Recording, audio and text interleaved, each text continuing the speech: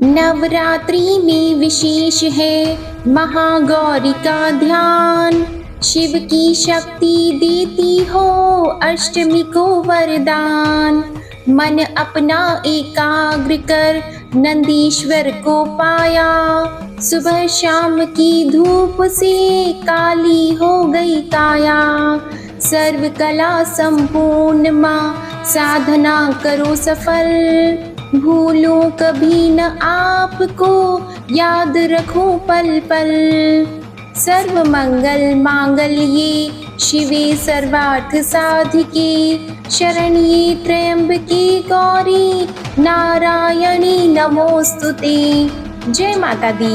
ओम नमः शिवाय। प्रिय भक्तजनों, आज चैत्र मास के शुक्ल पक्ष की अष्टमी तिथि है। आज दुर्गा अष्टमी महाअष्टमी का दिन शिव प्रिया माता महागौरी को समर्पित है। आज के दिन पूरे भक्ति भाव से माता महागौरी की कथा का श्रवण करने से व्यक्ति को धन ऐश्वर्य की प्राप्ति होती है और जीवन में सुख समृद्धि आती है। तो आज मैं आपको सुनाने जा रही हूँ माता महागौरी की बड़ी ही दुर्लभ कथा।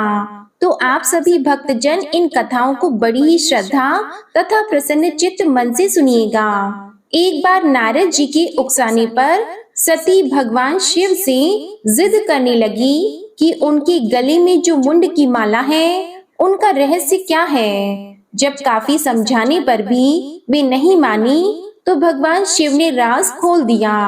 शिव जी ने पार्वती जी से कहा कि इस मुंड की माला में जितने भी मुंड यानी सिर हैं वे सभी आपके हैं। माता सती इस बात को सुनकर हैरान रह गई। माता सती ने भगवान शिव से पूछा, प्रभु भला ये कैसे संभव है कि सभी मुंड मेरे ही हैं। इस पर शिव जी बोले, यह आपका 108वां अवतार है। इससे पहले आप 107 बार जन्म लेकर शरीर को त्याग चुकी हैं और यह सभी मुंड पूर्व जन्मों की निशानी है।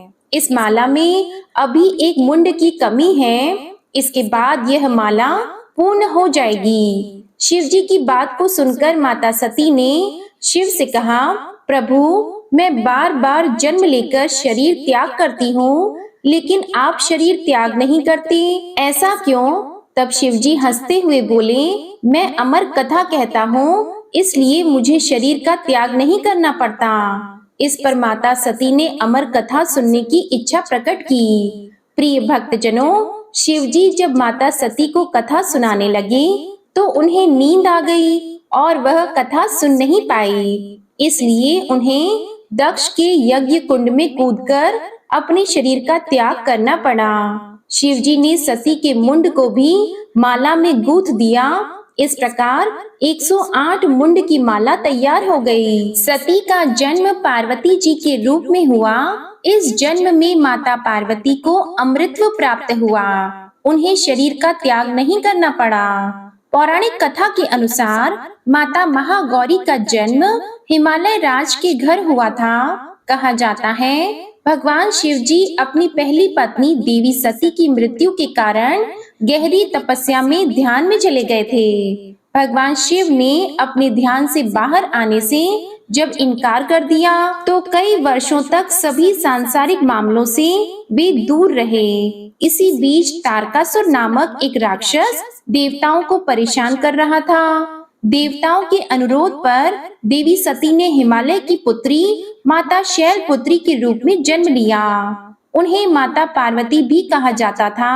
माता पार्वती ने भगवान शिव को पाने के लिए कठोर तपस्या की। उन्होंने सभी सांसारिक सुखों को भी त्याग दिया। चूंकि वह राजकुमारी थी, लेकिन उन्होंने राजकुमारी की तरह रहना स्वीकार नहीं किया और बिना अन्न जल ग्रहण किए उन्होंने शिव जी की घोर तपस्या की। कहा जाता है कि माता पार्वती की घोर तपस्या के कारण ही उन्हें माता ब्रह्मचारिणी के नाम से जाना जाने लगा। हजारों वर्ष बीत गए लेकिन माँ पार्वती ने हार नहीं मानी। ठंड, बारिश और तूफान से लड़ते हुए उन्होंने कुछ भी खाने या पीने से इनकार कर दिया। इससे उनकी त्वचा काली पड़ गई और उनका शरीर भी धूल, मिट्टी, पत्ते आदि से ढक गया। इस गंभीर तपस्या के कारण माँ पार्वती ने अपनी सारी चमक खो दी और बेहद कमजोर हो गईं। अंत में लंबे समय के बाद भगवान शिव ने उनकी तपस्या पर ध्यान दिया, उन्हें उनकी भक्ति की परीक्षा भी ली और यह महसूस किया कि वह वास्तव में सती का ही रूप है। भगवान शिव माता पार्वती से विवाह करने के लिए तैयार हो गए, क्योंकि वह कमजोर हो चुकी थी और सभी प्रकार की गंदगी में ढकी हुई थी। तो भगवान शिव ने उन्हें शुद्ध बनाने का फैसला किया और उन्होंने अपने बालों से बहने वाली गंगा के पवित्र जल को माँ पार्वती पर गिरा दिया। इस पवित्र जल ने माता पार्वती के शरीर की सारी गंदगी धो डाली और उनकी खोई हुई चमक उन्हें वापस प्राप्त हुई। जैसे ही शुद्ध और पवित्र जल उन पर गिरा, उनकी त्वचा ने अपनी प्राचीन चमक वापस पा लिया और वे उत्कृष्ट चमकदार आभा में बदल गईं। उनका रंग चंद्रमा की चमक के समान उज्जवल हो गया, जिससे महादेव जी ने उनका नाम महागौरी रखा। तभी से उनका नाम महागौरी पड़ गया, जो दुधिया सफेद रंग और वर्ण वाली थी। शंख, चंद्रमा और कुंद फूल की सफेदी उनके सुंदर उत्तम सौंदर्य का मुकाबला नहीं कर सकती थी। शुद्ध सफेद साड़ी में लिपटी हुई, हीरे जड़ित आभूषण से सुसज्जित एक सफेद बैल पर भव्य रूप में बैठी हुई वे हजारों सूर्य की चमक से चमचमा रही हैं। चतुर्भुजी 4 भुजाओं वाली होने के कारण वे 2 हाथ में एक त्रिशूल और एक डमरू रखती हैं, जबकि उनके अन्य 2 हाथ अभय और वर मुद्रा में प्रदर्शित हैं। महागौरी की पूजा उनके भक्तों की आत्मा को शुद्ध करके उनके पापों और अशुद्धियों को धोने की क्षमता रखती हैं। इनकी पूजा और कथा का श्रवण करने से सभी अमोघ फलों की प्राप्ति होती है। वैवाहिक जीवन सुखमय होता है, धन ऐश्वर्य की प्राप्ति होती है। तो एक बार प्रेम से बोलिए माता महागौरी की जय। ओम नमः शिवाय। प्रिय भक्तजनों, आइए अब सुनते हैं माँ तारा रानी की कथा। एक समय की बात है, माँ भगवती को मानने वालों में से एक राजा स्पर्श भी थे। वो दिन रात उनकी पूजा अर्चना में लीन रहते थे। राजा को किसी चीज की कोई कमी नहीं थी, बस उन्हें बच्चे की ख्वाहिश थी। सालों से बच्चा नहीं होने के कारण राजा कुछ निराश रहा करते थे। एक दिन राजा की भक्ति से खुश होकर माँ भगवती ने सपने में आकर उसे 2 बेटी होने का वरदान दिया। आशीर्वाद मिलने के कुछ समय बाद राजा के घर एक बेटी पैदा हुई। बेटी पैदा होने की खुशी में राजा ने सबको दावत दी और बेटी की कुंडली बनवाने के लिए पंडितों को बुलवाया। सबने राजा से एक ही बात कही कि यह साक्षात देवी का रूप है। जहाँ भी इसके कदम पड़ेंगे वहाँ खुशियाँ ही खुशियाँ होंगी। यह भगवती देवी की भक्त होगी। इतना सब कहकर पंडितों ने लड़की का नाम तारा रख दिया। कुछ समय के बाद मंगलवार के दिन राजा के घर एक और बेटी पैदा हुई। ज्योतिषियों ने उसकी भी कुंडली बनाई और उदास हो गए। राजा ने जब उनकी उदासी का कारण पूछा तो ज्योतिषियों ने बताया कि ये लड़की आपके जीवन में खूब सारा दुख लेकर आएगी। राजा ने ज्योतिषों से पूछा कि आखिर मैंने ऐसे कौन से खराब कर्म किए थे कि इसने मेरे घर जन्म लिया है। ज्योतिषियों ने बताया कि आपकी दोनों बेटियां राजा इंद्र की अप्सराएं हुआ करती थी। इनमें से बड़ी बहन का नाम तारा और छोटी का नाम रुकमन था। एक दिन ये दोनों मिलकर धरती की सैर करने के लिए गईं। दोनों ने ही वहां पहुंचकर एकादशी के दिन का व्रत रखा। तारा ने अपनी छोटी बहन से कहा कि आज एकादशी का व्रत है, इसलिए बाजार जाकर कुछ ताजे फल ले आओ, लेकिन वहाँ कुछ मत खाना। रुकमन बाजार फल लेने के लिए चली गई। वहाँ उसे मछली के पकौड़े दिखे। उसने झट से उन्हें खा लिया और अपनी दीदी के लिए कुछ फल ले लिए। रुकमन से तारा ने पूछा कि तुम अपने लिए फल क्यों नहीं लाई? तो उसने जवाब दिया कि वो मछली के पकौड़े खाकर आई है। तारा ने गुस्से में कहा कि तुम पापिन हो, एकादशी के दिन तुमने मछली खा ली। ऐसे खराब कर्म के लिए मैं तुम्हें छिपकली बनने का श्राप देती हूँ। अब उसी जंगल में तारा की बहन छिपकली बनकर रहने लगी। वहाँ एक जाने माने ऋषि गुरु गोरख भी अपने कुछ शिष्यों के साथ रहते थे। उनके शिष्यों में से एक बहुत ही घमंडी था। अपने घमंड के चलते वो शिष्य कमंडलू में पानी भरकर एकांत में बैठकर तपस्या करने लगा। तभी एक प्यासी गाय वहां आ गई। उसने सीधे अपना मुंह उस कमंडलू में डाला और पानी पी लिया। पानी पीने के बाद जैसे ही गाय अपना मुंह बाहर को निकालने लगी तो कमंडल नीचे गिर गया और ऋषि का ध्यान भंग हो गया।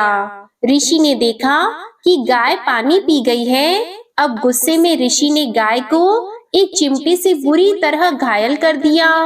इस बात की जानकारी जब गुरु गोरख को पड़ी तो वे तुरंत गाय को देखने के लिए गए। जैसे ही उन्होंने गाय की हालत देखी वैसे ही अपने उस घमंडी शिष्य को आश्रम से बाहर निकाल दिया।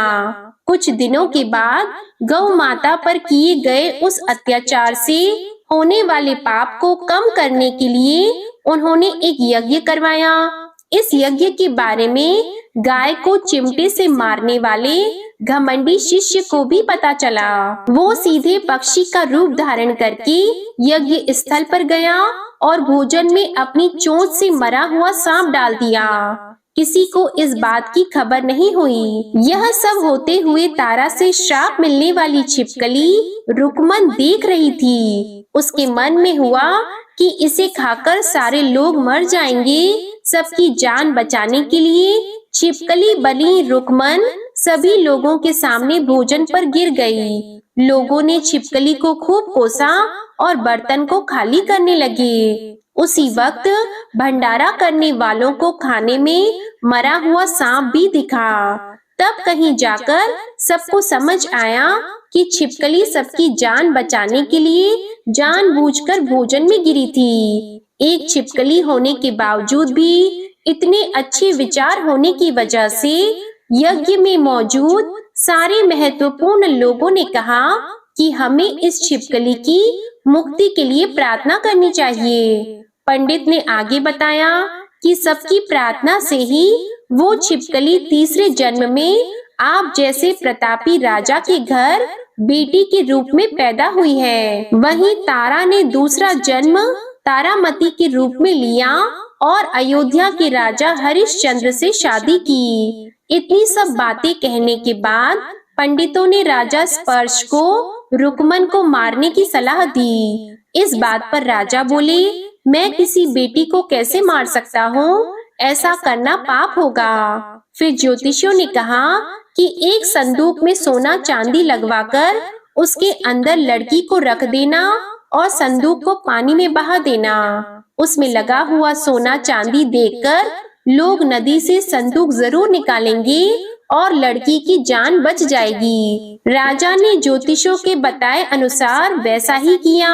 नदी में सोना चांदी जड़ा हुआ संदूक देखकर काशी के पास ही एक भील ने उसे बाहर निकाल लिया। उसके कोई बच्चे नहीं थे, इसलिए उसने संदूक के अंदर की लड़की को पालने का फैसला लिया। उस भील और उसकी पत्नी ने खूब प्यार से उसे पाला और रुक को उसका नाम रख दिया। बड़ी होते ही दोनों ने रुको की शादी करवा दी। रुको की सासू माँ तारामती और राजा हरिश्चंद्र के महल में साफ सफाई करने का काम किया करती थी। कुछ दिनों के बाद रुको की सासू माँ बीमार हो गई। उनकी जगह रुको वहाँ काम करने लगी। तारामती ने उसे देखा और पुराने जन्म के पुण्य के कारण पहचान लिया और उसे कहा कि तुम मेरे साथ बैठ जाओ। तो रुको ने कहा कि मैं तो भील हूँ, इसलिए आपके पास नहीं बैठ सकती। तब तारामती ने उसे बताया कि तुम पूर्व जन्म में मेरी ही बहन थी। तुमने एकादशी के व्रत के दिन मछली खा ली थी और मैंने तुम्हें दंड देते हुए छिपकली बना दिया। अब तुम्हें दोबारा मनुष्य जन्म मिला है, तो इस जन्म में माँ वैष्णो देवी की पूजा करके पुण्य कर्म करो। माँ की पूजा से तुम्हारी सारी इच्छाएं भी पूरी होंगी। तारामती की इस बात को सुनने के बाद रुक्को माँ वैष्णो देवी से एक बेटे के लिए प्रार्थना करती है और कहती है कि अगर उसकी मनोकामना पूरी हुई तो वो अपने घर में माँ वैष्णो देवी का पूजन और जागरण कराएगी। माँ वैष्णो देवी उसकी प्रार्थना सुन लेती है और उसे एक बेटा होता है। पुत्र की प्राप्ति के बाद रुक्को उसकी देखभाल और लाड दुलार में माँ वैष्णो देवी की पूजा करना भूल जाती है। ऐसा होते होते 5 साल बीत गए और फिर एक दिन उस बच्चे को चेचक यानी माता निकल आती है। बच्चे की ऐसी स्थिति देखकर परेशान रुक्को अपने पिछले जन्म की बहन तारामती के घर जाकर उन्हें इस समस्या के बारे में बताती है। तब तारामती ने पूछा कि तुमने माँ वैष्णो देवी की पूजा अर्चना में कोई गलती तो नहीं की। फिर रुक्को को याद आता है कि उसने माँ वैष्णो देवी का जागरण कराने का प्रण लिया था।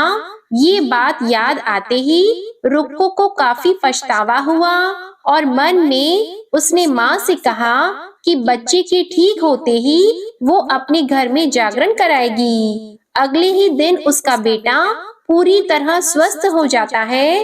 तभी रुक्को ने माता रानी के मंदिर जाकर पुजारियों को कहा कि मंगलवार के दिन घर में जागरण करवा दीजिए। तब रुक्को की बात सुनकर पंडित कहते हैं कि तुम यही 5 रुपए दे दो, तुम्हारे लिए हम मंदिर में ही जागरण करा देते हैं। तब रुक्को कहती है, मुझे पता है कि मैं चमारिन हूँ, लेकिन आप मेरे घर आकर ही जागरण करवा दीजिए। माँ किसी तरह का भेदभाव नहीं करती, तो आपको भी नहीं करना चाहिए। इस पर पंडितों ने विचार विमर्श करके कहा कि अगर रानी आपके जागरण में आती है तो हम तुम्हारे घर आकर जागरण करने के लिए तैयार हैं। पंडितों की बात सुनकर रुक्को अपनी बहन रानी तारामती के पास जाती है और तारामती को सारी बात बताती है। रुक्को की बातें सुनकर तारामती जागरण में जाने के लिए तैयार हो जाती है। इस बात को बताने के लिए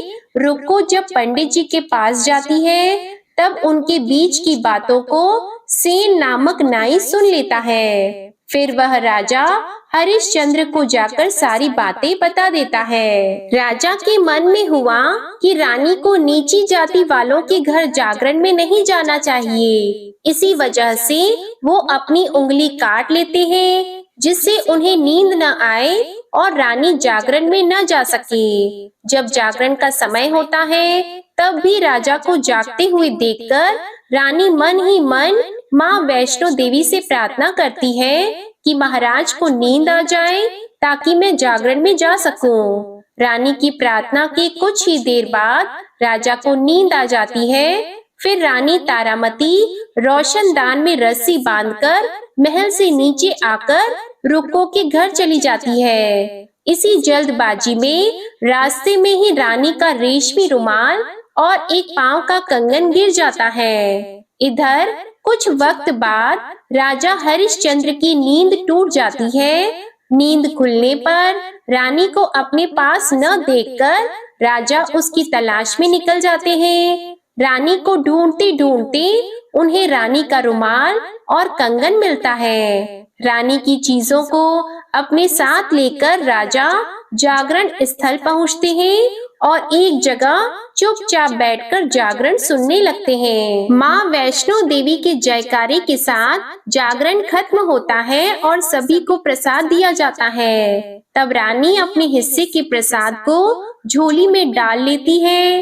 रानी के ऐसा करने पर लोग उनसे पूछते हैं कि वो प्रसाद क्यों नहीं खा रही हैं। अगर आप प्रसाद का सेवन नहीं करती हैं, तो जागरण में आए लोग भी प्रसाद नहीं खाएंगे। तब रानी बोलती है कि वह प्रसाद राजा के लिए था, अब आप मुझे प्रसाद दीजिए। फिर अपने लिए प्रसाद लेकर रानी सबके सामने उसे खा लेती है। रानी के प्रसाद खाते ही जागरण में मौजूद सभी भक्तों ने भी प्रसाद खाया। उसके बाद रानी महल के लिए निकल जाती है। तभी रास्ते में ही राजा उन्हें रोककर पूछते हैं कि तुमने नीच जाति के घर प्रसाद खाकर खुद को अपवित्र कर लिया है। तुमने मेरे लिए भी प्रसाद रखा है, अब तुम उससे मुझे भी अपवित्र करना चाहती हो। अब मैं तुम्हें अपने महल नहीं लेकर जा सकता। यह बोलते हुए जब राजा रानी की झोली को देखता है, तब उन्हें प्रसाद की जगह गुलाब, चंपा जैसे अनेक फूल और कच्चे चावल और सुपारियां नजर आती हैं। इस चमत्कार को देखकर राजा हैरान हो जाते हैं। फिर राजा चुपचाप रानी को अपने साथ लेकर महल पहुंचते हैं। वहां रानी बिना माचिस के ही माता रानी के सामने दीप जलाकर राजा हरिश्चंद्र को और हैरान कर देती है। फिर रानी बोलती है कि माता के दर्शन करने के लिए बहुत बड़ा त्याग करना पड़ता है। इसके लिए आपको अपने बेटे रोहिताश्व की बलि देनी होगी, तभी माँ दुर्गा आपको साक्षात दर्शन देगी। यह सुनकर राजा के मन में माँ के दर्शन की इच्छा होने लगी, जिसके लिए राजा अपने पुत्र की बलि देते हैं। बलि देने के बाद माँ दुर्गा शेर पर सवार होकर प्रकट होती हैं। उन्हें देखकर राजा हरिश्चंद्र काफी खुश हो गए और माँ दुर्गा ने तुरंत राजा के बेटे को दोबारा जिंदा कर दिया।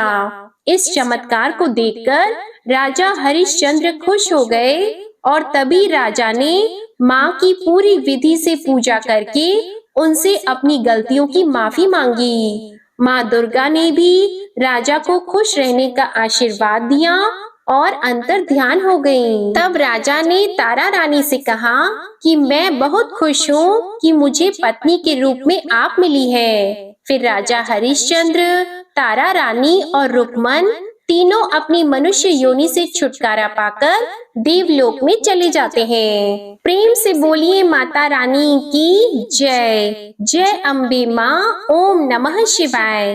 प्रिय भक्त जनों, अब सुनते हैं दुर्गा सप्तशती का अध्याय 9। इस अध्याय में निशुंभ वध का वर्णन। राजा ने कहा, हे ऋषिराज, आपने रक्त बीज के वध से संबंध रखने वाला वृतांत मुझे सुनाया।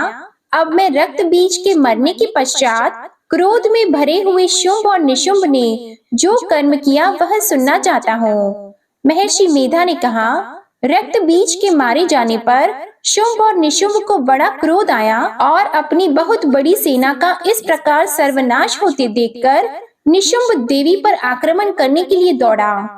उसके साथ बहुत से बड़े बड़े असुर देवी को मारने के लिए दौड़े और महापराक्रमी शुंभ अपनी सेना सहित चंडिका को मारने के लिए बढ़ा।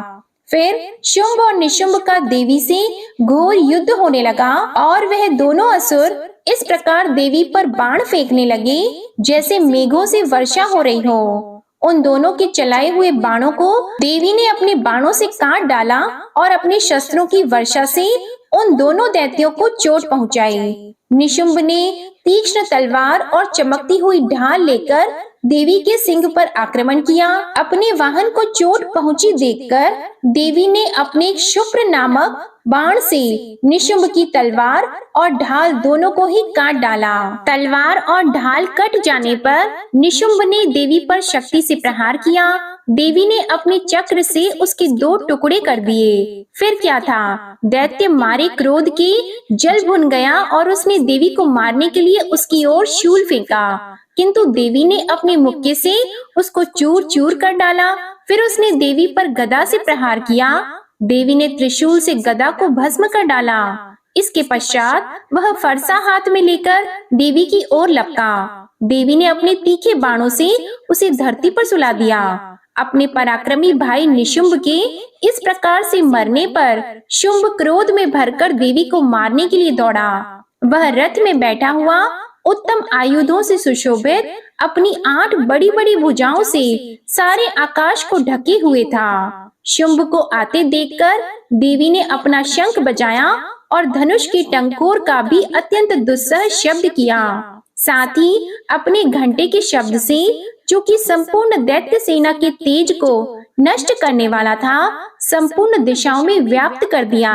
इसके पश्चात देवी के सिंह ने भी अपनी दहाड़ से, जिसे सुन बड़े बड़े बलवानों का मद चूर चूर हो जाता था, आकाश, पृथ्वी और 10 दिशाओं को पूरित कर दिया।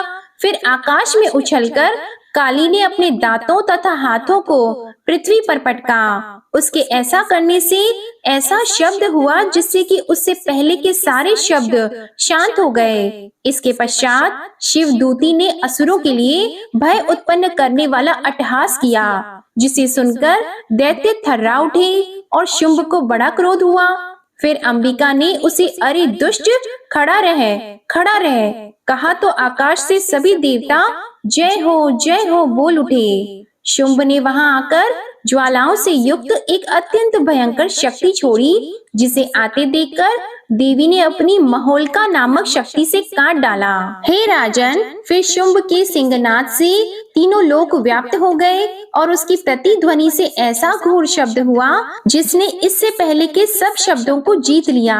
शुंभ के छोड़े बाणों को देवी ने और देवी के छोड़े बाणों को शुंभ ने अपने बाणों से काटकर सैकड़ों और हजारों टुकड़ों में परिवर्तित कर दिया। इसके पश्चात जब चंडिका ने क्रोध में भरकर शुंभ को त्रिशूल से मारा तो वह मूर्छित होकर पृथ्वी पर गिर पड़ा। जब उसकी मूर्छा दूर हुई तो वह धनुष लेकर आया और अपने बाणों से उसने देवी काली तथा सिंह को घायल कर दिया। फिर उस राक्षस ने 10,000 भुजाएं धारण करके चक्र आदि आयुधों से देवी को आच्छादित कर दिया। तब भगवती दुर्गा ने कुपित होकर अपने बाणों से उन चक्रों तथा बाणों को काट डाला।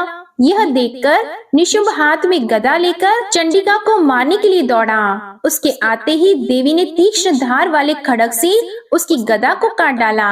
उसने फिर त्रिशूल हाथ में ले लिया। देवताओं को दुखी करने वाले निशुंभ त्रिशूल हाथ में लिए हुए आता देखकर चंडिका ने अपने शूल से उसकी छाती पर प्रहार किया और उसकी छाती को चीर डाला। शूल विदीर्ण हो जाने पर उसकी छाती में से एक उसके जैसा ही महापराक्रमी दैत्य ठहर जा कहता हुआ निकला। उसको देखकर देवी ने बड़े जोर से ठहाका लगाया। अभी वह निकलने भी न पाया था कि उसका सिर अपनी तलवार से काट डाला। सिर के कटने के साथ ही वह पृथ्वी पर गिर पड़ा। फिर सिंह दहाड़ दहाड़ कर असुरों का भक्षण करने लगा और काली शिवदूती भी राक्षसों का रक्त पीने लगी। कौमारी की शक्ति से कितने ही महादैत्य नष्ट हो गए। ब्रह्मा जी के कमंडल के जल से कितने ही असुर समाप्त हो गए। कई दैत्य माहेश्वरी के त्रिशूल से विदीर्ण होकर पृथ्वी पर गिर पड़े और वाराही के प्रहारों से छिन्न भिन्न होकर धराशायी हो गए। वैष्णवी ने भी अपने चक्र से बड़े बड़े महापराक्रमियों का कचमूर निकालकर उन्हें यमलोक भेज दिया और ऐन्द्री से कितने ही महाबली राक्षस टुकड़े टुकड़े हो गए। कई दैत्य मारे गए, कई भाग गए, कितने ही काली शिवदूती और सिंह ने भक्षण कर लिए। अध्याय 9 समाप्त। अध्याय 10 प्रारंभ। इस अध्याय में शुंभ वध का वर्णन। महर्षि मेधा ने कहा, हे राजन, अपने प्यारे भाई को मरा हुआ तथा सेना को नष्ट हुआ देखकर क्रोध में भरकर दैत्यराज शुंभ कहने लगा, दुष्ट दुर्गे, तू अहंकार से गर्व मत कर, क्योंकि तू दूसरों के बल पर लड़ रही है। तब देवी ने कहा, हे दुष्ट, देख, मैं तो अकेली ही हूँ। इस संसार में मेरे सिवा दूसरा कौन है? यह सब मेरी शक्तियाँ हैं। देख, यह सब की सब मुझ में प्रविष्ट हो रही हैं। इसके पश्चात ब्राह्मणी आदि सब देवियां उस देवी के शरीर में लीन हो गईं और देवी अकेली रह गईं। तब देवी ने कहा, मैं अपनी ऐश्वर्य शक्ति से अनेक रूपों में यहाँ उपस्थित हुई थी। उन सब रूपों को मैंने समेट लिया है। अब अकेली ही यहाँ खड़ी हूँ, तुम भी यहीं ठहरो। महर्षि मेधा ने कहा। तब देवताओं तथा राक्षसों के देखते देखते देवी तथा शुंभ में भयंकर युद्ध होने लगा। अंबिका देवी ने सैकड़ों अस्त्र शस्त्र छोड़े। उधर दैत्यराज ने भी भयंकर अस्त्रों का प्रहार आरंभ कर दिया। देवी के छोड़े हुए सैकड़ों अस्त्रों को दैत्य ने अपने अस्त्रों के द्वारा काट डाला। इसी प्रकार शुंभ ने जो अस्त्र छोड़े उनको देवी ने अपनी भयंकर हुंकार के द्वारा ही काट डाला। दैत्य ने जब सैकड़ों बाण छोड़कर देवी को ढक दिया तो क्रोध में भरकर देवी ने अपने बाणों से उसका धनुष नष्ट कर डाला। धनुष कट जाने पर दैत्येंद्र ने शक्ति चलाई, लेकिन देवी ने उसे भी काटकर फेंक दिया। फिर दैत्येंद्र चमकती हुई ढाल लेकर देवी की ओर दौड़ा, किंतु जब वह देवी के समीप पहुंचा तो देवी ने अपने तीक्ष्ण बाणों से उसकी चमकने वाली ढाल को भी काट डाला। फिर दैत्येंद्र का घोड़ा मर गया, रथ टूट गया, सारथी मारा गया। तब वह भयंकर मुदगर लेकर देवी पर आक्रमण करने के लिए चला, किंतु देवी ने अपने तीक्ष्ण बाणों से उसके मुदगर को भी काट दिया। इस पर दैत्य ने क्रोध में भरकर देवी की छाती में बड़े जोर से एक मुक्का मारा। दैत्य ने जब देवी को मुक्का मारा तो देवी ने भी उसकी छाती में जोर से एक थप्पड़ मारा। उस थप्पड़ को खाकर पहले तो दैत्य पृथ्वी पर गिर पड़ा, किंतु तुरंत ही वह उठ खड़ा हुआ। फिर वह देवी को पकड़कर आकाश की ओर उछला और वहां जाकर दोनों में युद्ध होने लगा। वह युद्ध ऋषियों और देवताओं को आश्चर्य में डालने वाला था। देवी आकाश में दैत्य के साथ बहुत देर तक युद्ध करती रही। फिर देवी ने उसे आकाश में घुमाकर पृथ्वी पर गिरा दिया। दुष्ट आत्मा दैत्य पुनः उठकर देवी को मारने के लिए दौड़ा। तब उसको अपनी ओर आता हुआ देखकर देवी ने उसकी छाती विदीर्ण करके उसको पृथ्वी पर पटक दिया। देवी के त्रिशूल से घायल होने पर उस दैत्य के प्राण पखेरु उड़ गए और उसके मरने पर समुद्र, द्वीप, पर्वत और पृथ्वी सब कांपने लग गए। तदंतर उस दुष्ट आत्मा के मरने से संपूर्ण जगत प्रसन्न और स्वस्थ हो गया तथा आकाश निर्मल हो गया। पहले जो उत्पात सूचक मेघ और उल्कापात होते थे वह सब शांत हो गए। उसके मारे जाने पर नदियां अपने ठीक मार्ग से बहने लगीं। संपूर्ण देवताओं का हृदय हर्ष से भर गया और गंधर्वियां सुंदर गान गाने लगी। गंधर्व बाजे बजाने लगे और अप्सराएं नाचने लगी। पवित्र वायु बहने लगी। सूर्य की कांति स्वच्छ हो गई। यज्ञशालाओं की बुझी हुई अग्नि अपने आप प्रज्वलित हो उठी और चारों दिशाओं में शांति फैल गई। अध्याय 10 समाप्त हुआ। तो आइए शुरू करते हैं श्री दुर्गा सप्तशती का अध्याय 11। इस अध्याय में देवताओं द्वारा देवी की स्तुति तथा देवी के द्वारा देवताओं को वरदान का वर्णन है। महर्षि मेधा कहते हैं, दैत्य के मारे जाने पर इंद्र आदि देवता अग्नि को आगे करके माँ कात्यायनी देवी की स्तुति करने लगे। उस समय अभीष्ट की प्राप्ति के कारण उनके मुख खिले हुए थे। देवताओं ने कहा, हे शरणागतों के दुख दूर करने वाली देवी, तुम प्रसन्न हो। हे संपूर्ण जगत की माता, तुम प्रसन्न हो। हे विंध्येश्वरी, तुम विश्व की रक्षा करो, क्योंकि तुम इस चर और अचर की ईश्वरी हो। हे देवी, संपूर्ण जगत की आधार रूप हो, क्योंकि तुम पृथ्वी रूप में भी स्थित हो और अत्यंत पराक्रम वाली देवी हो। तुम विष्णु की शक्ति हो और विश्व की बीज परम माया हो, और तुमने ही इस संपूर्ण जगत को मोहित कर रखा है।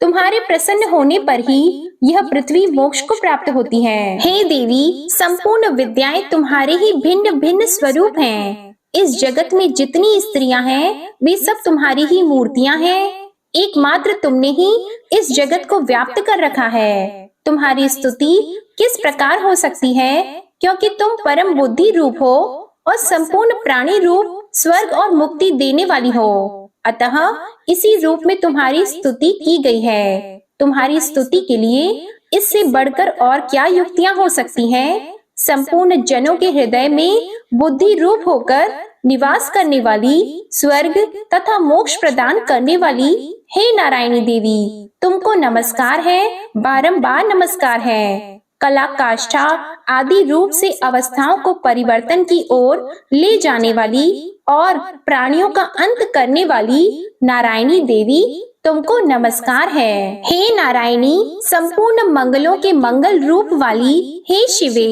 हे संपूर्ण प्रयोजनों को सिद्ध करने वाली हे शरणागत वत्सला, 3 नेत्रों वाली गौरी, तुमको नमस्कार है। सृष्टि, स्थिति तथा संहार की शक्ति भूता सनातनी देवी, गुणों का आधार तथा सर्व सुखमयी नारायणी देवी, तुमको नमस्कार है। हे शरण में आए हुए शरणागतों की दीन दुखियों की रक्षा में तत्पर, संपूर्ण पीड़ाओं को हरने वाली हे नारायणी, तुमको नमस्कार है। हे नारायणी, तुम ब्रह्माणी का रूप धारण करके हंसों से जुते हुए विमान पर बैठती हो तथा कुश से अभिमंत्रित जल छिड़कती रहती हो, तुम्हें नमस्कार है। माहेश्वरी रूप से त्रिशूल, चंद्रमा और सर्पों को धारण करने वाली हे महावृषभ वाहन वाली नारायणी, तुम्हें नमस्कार है। दाढ़ों के कारण विकराल मुख वाली, मुंड माला से विभूषित मुंड मर्दिनी, चामुंडा रूपा नारायणी तुम्हें नमस्कार है। हे लक्ष्मी, लज्जा, महाविद्या, श्रद्धा, पुष्टि, स्वधा, ध्रुवा, महारात्रि तथा महाविद्या रूपा नारायणी तुम्हें नमस्कार है।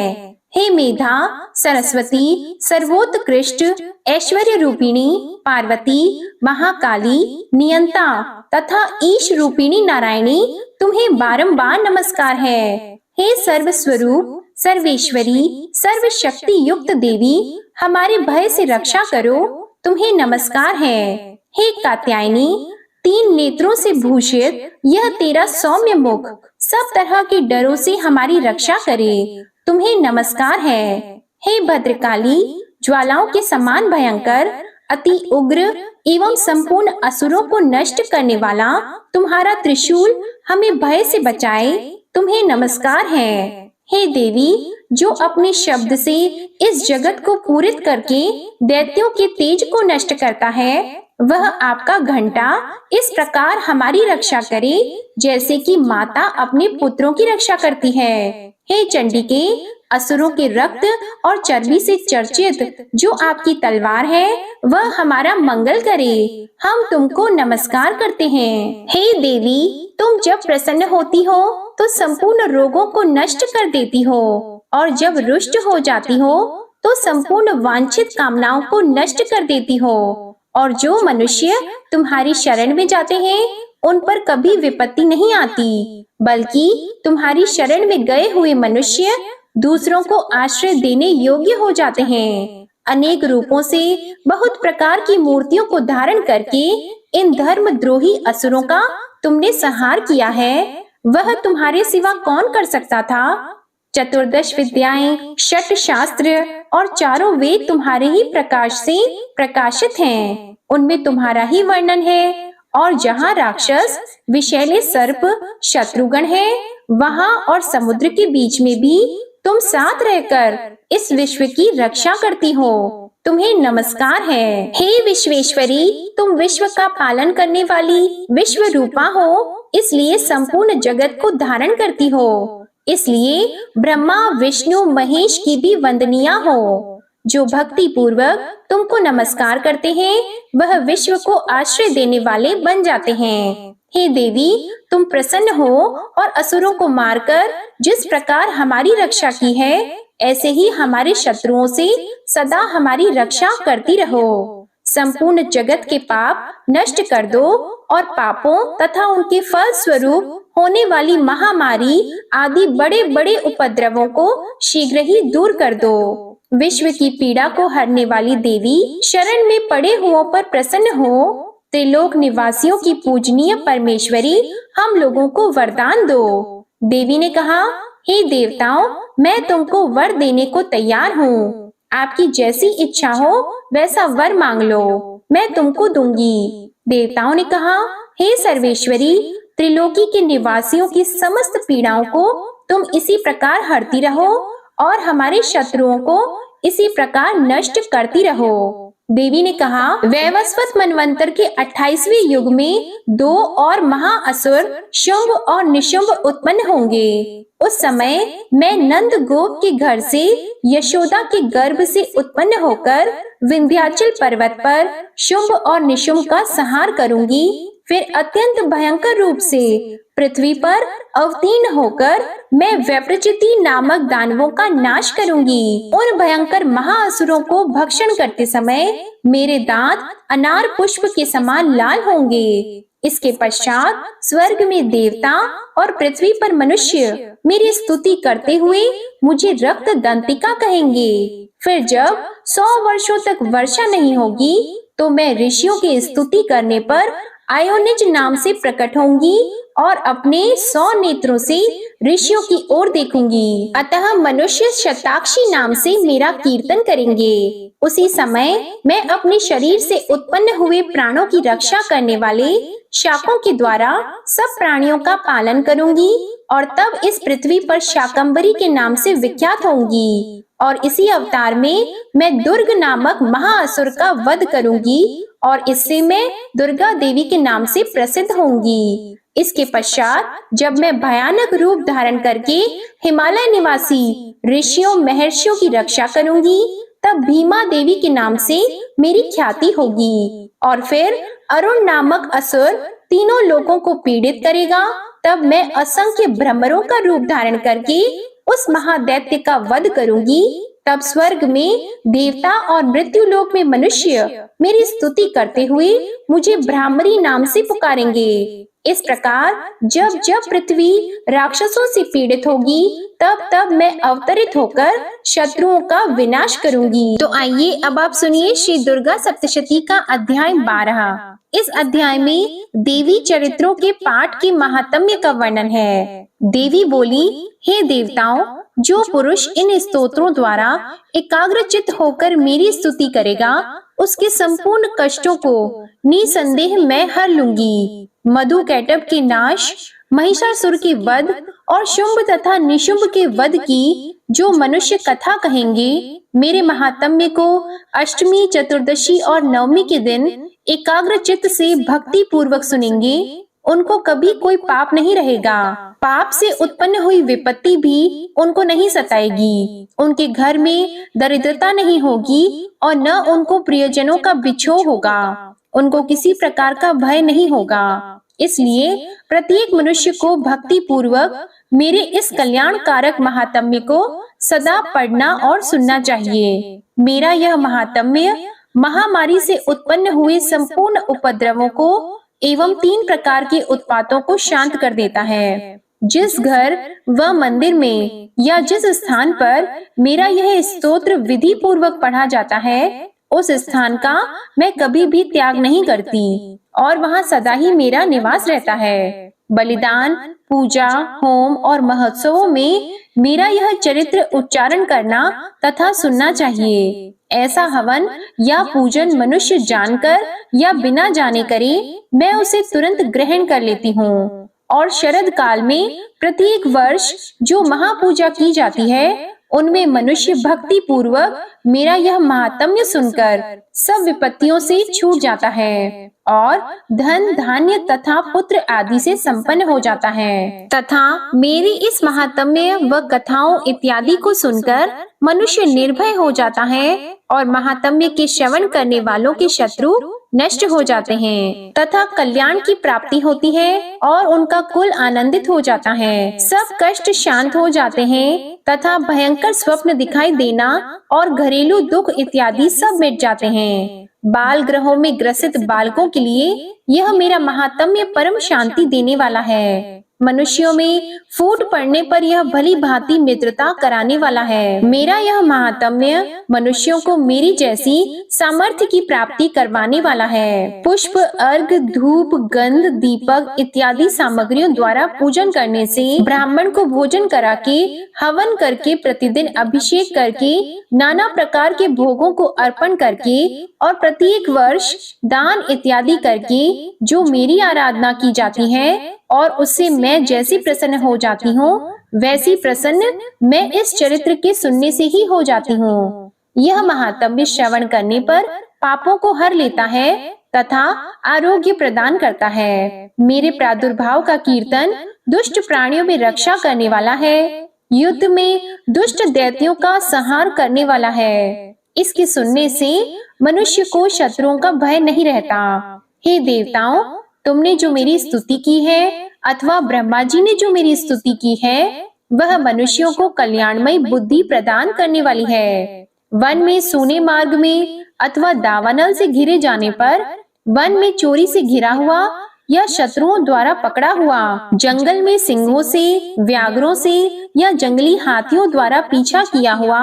राजा के क्रोधित हो जाने पर मारे जाने के भय से, समुद्र में नाव के डगमगाने पर, भयंकर युद्ध में फंसा होने पर, किसी भी प्रकार की पीड़ा से पीड़ित, घोर बाधाओं से दुखी हुआ मनुष्य मेरे इस चरित्र को स्मरण करने से संकट से मुक्त हो जाता है। मेरे प्रभाव से सिंह, चोर या शत्रु इत्यादि दूर भाग जाते हैं और पास नहीं आते। महर्षि ने कहा, प्रचंड पराक्रम वाली भगवती चंडिका यों कहने के पश्चात सब देवताओं के देखते ही देखते अंतर्ध्यान हो गईं और संपूर्ण देवता अपने शत्रुओं के मारे जाने पर पहले की तरह यज्ञ भाग का उपभोग करने लगे और उनको अपने अधिकार फिर से प्राप्त हो गए तथा युद्ध में देवताओं के शत्रुओं शुंभ व निशुंभ के देवी के हाथों मारे जाने पर बाकी बचे हुए राक्षस पाताल को चले गए। हे राजन, इस प्रकार भगवती अंबिका नित्य होती हुई भी बार बार प्रकट होकर इस जगत का पालन करती है, इसको मोहित करती हैं, जन्म देती हैं और प्रार्थना करने पर समृद्धि प्रदान करती हैं। हे राजन, भगवती ही महाप्रलय के समय महामारी का रूप धारण करती हैं और वही संपूर्ण ब्रह्मांड में व्याप्त है और वही भगवती समय समय पर महाकाली तथा महामारी का रूप बनाती है और स्वयं अजन्मा होती हुई भी सृष्टि के रूप में प्रकट होती है। वह सनातनी देवी प्राणियों का पालन करती है और वही मनुष्य के अभ्युदय के समय घर में लक्ष्मी का रूप बनाकर स्थित हो जाती है तथा अभाव के समय दरिद्रता बनकर विनाश का कारण बन जाती है। पुष्प, धूप और गंध आदि से पूजन करके उसकी स्तुति करने से वह धन एवं पुत्र देती है और धर्म में शुभ बुद्धि प्रदान करती है। अध्याय 12 समाप्त। अध्याय 13 प्रारंभ। इस अध्याय में राजा सुरथ और वैश्य को देवी के वरदान का वर्णन। महर्षि मेधा ने कहा, हे राजन, इस प्रकार देवी के उत्तम महात्म्य का वर्णन मैंने तुमको सुनाया। जगत को धारण करने वाली इस देवी का ऐसा ही प्रभाव है। वही देवी ज्ञान को देने वाली है और भगवान विष्णु की इस माया के प्रभाव से तुम और यह वैश्य तथा अन्य विवेकी जन मोहित होते हैं और भविष्य में मोहित होंगे। हे राजन, तुम इसी परमेश्वरी की शरण में जाओ। यही भगवती आराधना करने पर मनुष्य को भोग, स्वर्ग तथा मोक्ष प्रदान करती है। मार्कंडेय जी ने कहा, महर्षि मेधा की यह बात सुनकर राजा सुरथ ने उन उग्र व्रत वाले ऋषि को प्रणाम किया और राज्य के छिन जाने के कारण उसके मन में अत्यंत ग्लानि हुई और वह राजा तथा वैश्य तपस्या के लिए वन को चले गए और नदी के तट पर आसन लगाकर भगवती के दर्शनों के लिए तपस्या करने लगे। दोनों ने नदी के तट पर देवी की मूर्ति बनाई और पुष्प, धूप, दीप तथा हवन द्वारा उसका पूजन करने लगे। पहले उन्होंने आहार को कम कर दिया, फिर बिल्कुल निराहार रहकर भगवती में मन लगाकर एकाग्रता पूर्वक उसकी आराधना करने लगे। वह दोनों अपने शरीर के रक्त से देवी को बलि देते हुए 3 वर्ष तक लगातार भगवती की आराधना करते रहे। 3 वर्ष के पश्चात जगत का पालन करने वाली चंडिका ने उनको प्रत्यक्ष दर्शन देकर कहा। देवी बोली, हे राजन तथा आपके कुल को प्रसन्न करने वाले वैश्य, तुम जिस वर की इच्छा रखते हो वह मुझसे मांगो। वह वर मैं तुमको दूंगी क्योंकि मैं तुम पर अत्यंत प्रसन्न हूँ। मार्कंडेय जी कहते हैं, यह सुनकर राजा ने अगले जन्म में नष्ट न होने वाला अखंड राज्य और इस जन्म में बलपूर्वक अपने शत्रुओं को नष्ट करने के पश्चात अपना पुनः राज्य प्राप्त करने के लिए भगवती से वरदान मांगा। और वैश्य ने भी, जिसका चित्त संसार की ओर से विरक्त हो चुका था, भगवती से अपनी ममता तथा अहंकार रूप आसक्ति को नष्ट कर देने वाले ज्ञान को देने के लिए कहा। देवी ने कहा, हे राजन, तुम शीघ्र ही अपने शत्रुओं को मारकर पुनः अपना राज्य प्राप्त कर लोगे। तुम्हारा राज्य स्थिर रहने वाला होगा। फिर मृत्यु के पश्चात आप सूर्य देव के अंश से जन्म लेकर सार्वणिक मनु के नाम से इस पृथ्वी पर ख्याति को प्राप्त होंगे। हे वैश्य, कुल में श्रेष्ठ आपने जो मुझसे वर मांगा है वह मैं आपको देती हूँ। आपको मोक्ष को देने वाले ज्ञान की प्राप्ति होगी। मार्कंडेय जी कहते हैं, इस प्रकार उन दोनों को मनोवांछित वर प्रदान करके तथा उनसे अपनी स्तुति सुनकर भगवती देवी अंतर ध्यान हो गयीं और इस प्रकार क्षत्रियों में श्रेष्ठ वह राजा सुरथ भगवान सूर्य देव से जन्म लेकर इस पृथ्वी पर सावर्णिक मनु के नाम से विख्यात हुए। दुर्गा सप्तशती का अध्याय 13 समाप्त होता है। प्रेम से बोलिए दुर्गा माता की जय। जय माँ भगवती। ओम नमः शिवाय। आपको आज की कथा पसंद आई हो तो वीडियो को लाइक कीजिएगा, शेयर कीजिएगा, चैनल को सब्सक्राइब कीजिएगा और कमेंट में माँ दुर्गा की जय जरूर लिखिएगा। जय माता दी।